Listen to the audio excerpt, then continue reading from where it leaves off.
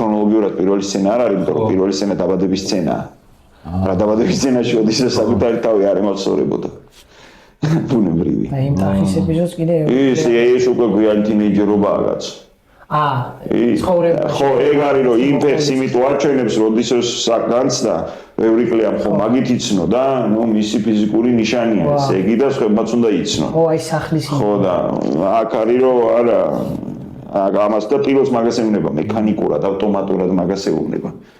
და ეს ვერ ცნობს საერთოდ და ეუბნება რომ რა ფეხი, ვინახარ რა გინდა გადაიქედა. ფეხი არა ის. მე ეს ეუბნება რომ გახსოვს და სულიად ჩვენ არ ვიცით ხა ასაკი ოდისევსი და რა ხმის იყო მაშინ, მაგრამ თუ გავითვალისწინებთ იმას რომ რა ასაკის ბავშვი შეიძლება ეგ თქვი უთხრა რაზეც რადგანაც უთხრა რა ერთე ხო არის რომ რავი რა 3-5-7 წლის ალბათ 7 წლისაც არ არავითარ შემთხვევაში